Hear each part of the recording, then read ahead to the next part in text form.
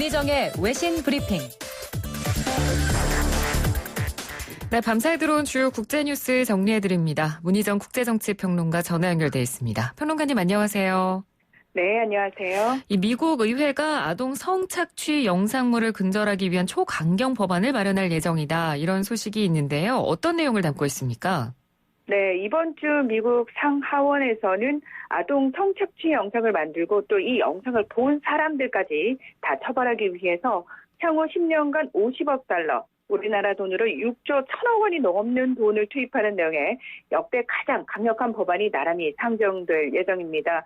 아동 성착취 수사를 위해서 연방수사국 FBI의 100명 그리고 법무부에서 90명을 새롭게 채용하고 주정부 단위의 수사기관에도 관련 예산으로 매년 6천만 달러, 약 733억 5천만 원을 지원하는 것을 골자로 하고 있습니다. 예. 또 드롭박스라든지 인스타그램, 클라우드 플레이어 등 IT 기업들의 아동 성착취 영상 관련 증거 보관 기간을 현행 90일에서 180일로 늘리고 또 기존에는 사생활 보호라는 이유로 수사 당국의 접근이 제한됐던 암호화된 개인정보에 대한 규제도 이번에는 풀릴 것으로 보입니다. 뉴욕타임즈는 아동 포르노라고 불리는 아동 성착취 영상이 기하급수적으로 늘어나고 있다며 지난해에만 7천만 건의 관련 영상이 당국에 보고됐지만 수사 당국의 예산과 수사 인력이 부족한 데다 이 IT 기업들의 속적인 대처로 단속이 제대로 이루어지지 않고 있다고 지적하기도 했습니다.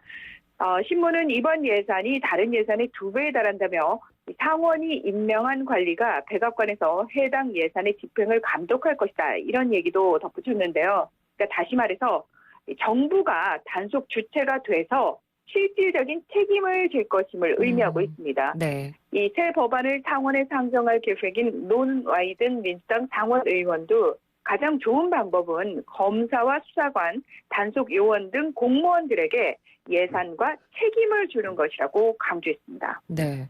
우리나라도 사실 관련 이 법안으로 처벌 수위에 대해서 굉장히 논란이 지금 일어나고 있는데 사실 정말 그렇죠. 상식적으로 생각해봐도 아동과 관련된 이런 성범죄는 강력하게 처벌하는 게 맞다는 것 같다는 생각이 듭니다. 네네.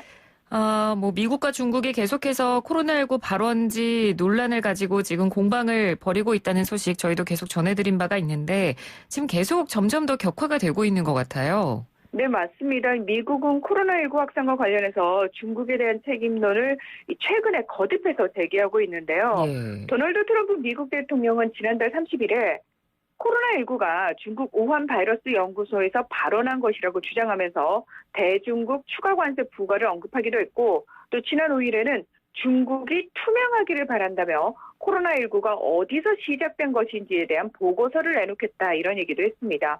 여기에 마이크 폼페이오 미 국무장관은 지난 3일 중국 우한 연구소에서 이 바이러스가 유출됐다는 거대한 증거가 있다고 주장하면서 힘을 실었는데요. 하지만 미 외교 전문지인 포린 폴리시는 캐나다와 영국, 호주는 특히 바이러스가 중국 연구소에서 실수 또는 고의로 유출됐다는 미국 주장을 지지하지 않는다고 보도해서 미국과 입장이 엇갈리고 있습니다. 네. 사실 미국 내에서도 앤서니 파우치 미 국립알레르기 감염병 연구소장은 신종 코로나 바이러스가 인공적으로 만들어진 것이 아니라면서 우한 연구소 발원서를 일축했고요.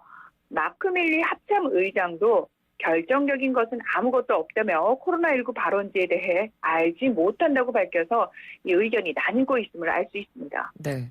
이런 상황인데도 지금 트럼프 대통령이 동맹국들에게 중국 책임론에 좀 동참해달라 이런 식으로 계속 압박을 하고 있던데요.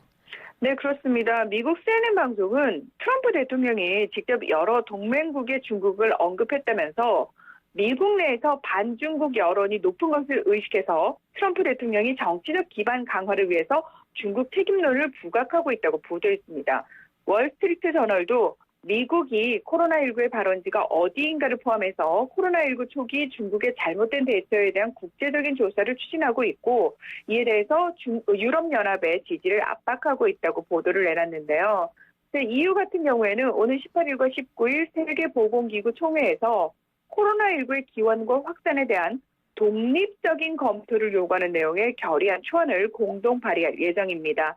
이유는 미국과 중국의 갈등에서 좀 벗어나서 최대한 독립적인 조사를 하자고 요구하고 있는데요. 하지만 그러면서도 코로나19의 전 세계적인 확산에 대해서 이 중국이 책임이 있다라는 부분에 대해서는 반드시 짚고 넘어가겠다는 기류가 강합니다. 네. 이런 전반적인 분위기에 대해서 중국의 관영 매체인 글로벌 타임즈는 미국 행정부가 루머를 퍼뜨리는 이유는 정치적인 목적 때문이라면서 트럼프 대통령과 이 폼페이오 국무장관은 아무 증거 없이 코로나19 중국 지원설 루머를 퍼뜨리고 있다고 강도 높게 비판했습니다. 네. 이렇게 정말 하루가 멀다 하고 중국을 계속 지금 트럼프 대통령이 공격을 하고 있는데 그리고 또 경제 정상화에도 박차를 가하고 있는 모습을 보이고 있죠.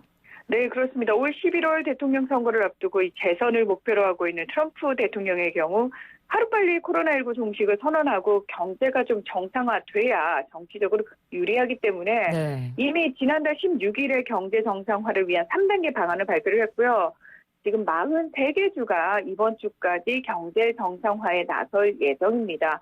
하지만 미국 내 코로나19 사망자가 7만 명을 넘어가고 또 사망자 증가 추세가 빨라지면서 현재 1,750명 수준인 일일 사망자 수가 6월에는 하루 3,000명으로 늘어날 수도 있다는 존스 홉킨스의 보고서까지 나와 있는데요. 물론 이 보고서에 대해서 트럼프 대통령은 이것은 잘못된 모델이다라고 부정하고 폄하했습니다. 네. 이 코로나 사태로 인해 이 38일 만에 외부 활동을 시작한 트럼프 대통령은 마스크도 쓰지 않은 채 애리조나주 피닉스의 마스크 제조 공장을 방문한 자리에서 이제 안전과 경제 재개를 다룰 다른 그룹이 마련될 것이라면서 백악관의 코로나19 대응 태스크포스 해산 방침을 밝혔는데요. 이렇게 얘기를 했다가 논란이 굉장히 커지니까 이 사람들이 이렇게 태스크포스 팀을 좋아하는지 몰랐다면서 하루 만에 또 번복을 했습니다. 또 트럼프 대통령은 ABC 방송 인터뷰에서 경제 재개를 하면 병에 걸린 사람, 중증이 되는 사람도 나올 것이라면서도 미국의 경제적 피해가 너무 커서 장기 휴업을 계속할 수 없다면서 이 실업자가 3천만 명 이상 급등한 점을 명분으로 제시하면서 경제 정상화를 주장하기도 했습니다. 네. 이 미국의 주류 언론들은 이런 트럼프 대통령의 행보에 대해서 공중보건을 사실상 포기한 것이라면서 비판적인 보도를 쏟아내고 있는데요. 뉴욕타임즈는 이 태스크포스 팀의 이 점진적 종말은 미국 행정부가 복잡하고 생사가 달린 결정에 제대로 대처할 수 있을지 또 과학자와 보건 전문가에게 적절한 발언권을 줄지에 관한 의문만 심화시킬 것이라고 우려를 표명했습니다. 네. 자, 이번에는 베네수엘라로 가보도록 하겠습니다. 니콜라스 마두로 대통령을 암살하려던 미군 용병이 체포됐다 이런 소식이 있던데 이건 어떤 내용인가요? 네, 지난 3일에 네스토르 레벨로 베네수엘라 내무장관이 국영방송을 통해서 이날 새벽 콜롬비아에서 온 테러리스트 용병들이 베네수엘라 혁명정부의 지도자들을 살해하고 테러를 저지르기 위해 바다로 침입하려 했다고 발표를 했습니다. 네. 베네수엘라 정부는 이들이 쾌속정을 타고 수도 카라카스 인근 해안 도시인 라과이라에 도착하다가 붙잡혔고 이 과정에서 2명을 체포하고 8명을 사살했다고 밝혔는데요. 이 마두로 대통령은 직접 4일날 직접 TV에 나와서 이때 잡힌 미군 출신의 에이런 베리, 루크 덴먼의 영과 다른 신분증을 보여주면서 이들이 트럼프 대통령의 보안 요원이라고 주장을 했습니다. 네. 그리고 이 마두로 대통령의 발표가 나온 몇 시간 뒤에 미국에서 보안업체를 운영하는 퇴역 군인인 조던 구드로가 이 침투 작전을 지휘했다면서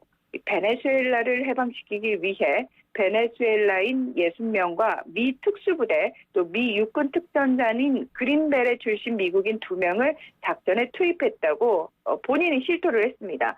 그러면서 자신이 임시 대통령을 자처하는 후안 과이도 의장과 계약했지만 약속한 돈을 지급받지 못했다며 과이도 의장의 서명이 담긴 계약서와 전화 통화 녹음 파일을 공개하기도 했는데요. 물론 이에 대해서 과이도는 즉각 부인했습니다. 네. 한편 배후로 지목된 트럼프 대통령은 우리 정부와 관계가 없다고 주장을 했고요. 미국 국무부도 성명을 통해서 이 트럼프 행정부 차원의 개입은 없었다고 부인했습니다. 이 현재 주모자인 구드로를 조사 중인 것으로 알려졌는데요. 이 미국 쪽에서 이렇게 트럼프 대통령까지 나서서 부인하자 베네수엘라의 호르제 로드리게즈 공보장관은 구드로와 트럼프가 같이 찍은 사진을 증거로 제시하기도 했습니다. 네. 자, 이제 끝으로 영국의 코로나19 확산 소식입니다. 영국이 지금 뒤늦게 확산세가 점점 심상치가 않은 것 같아요. 사망자 수가 이탈리아를 뛰어넘었다고요. 네, 그렇습니다. 영국은 이 5일 오후 5시 기준으로 코로나19 누적 사망자가 3만 76명으로 유럽 내 최대 사망국이 됐습니다. 이 전 세계적으로는 미국에 이어서 두 번째로 코로나19 사망자가 많은 건데요. 영국 보건부는 코로나19 확진 판정을 받은 사망자만 집계해서 발표를 해서 이 정도인 거고요.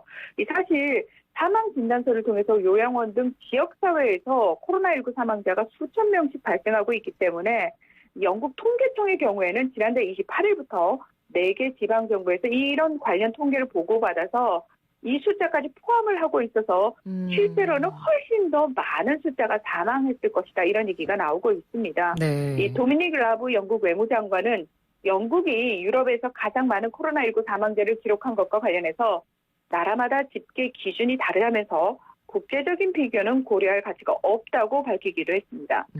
현재 영국은 지난 3월 23일부터 전 국민 이동 제한령 등 강력한 통제 조치를 시행 중인데요. 약국과 식료품점 등 필수 영업장 등을 제외한 모든 상점 운영이 중단됐고요. 불필요한 이동도 허가하지 않고 있습니다.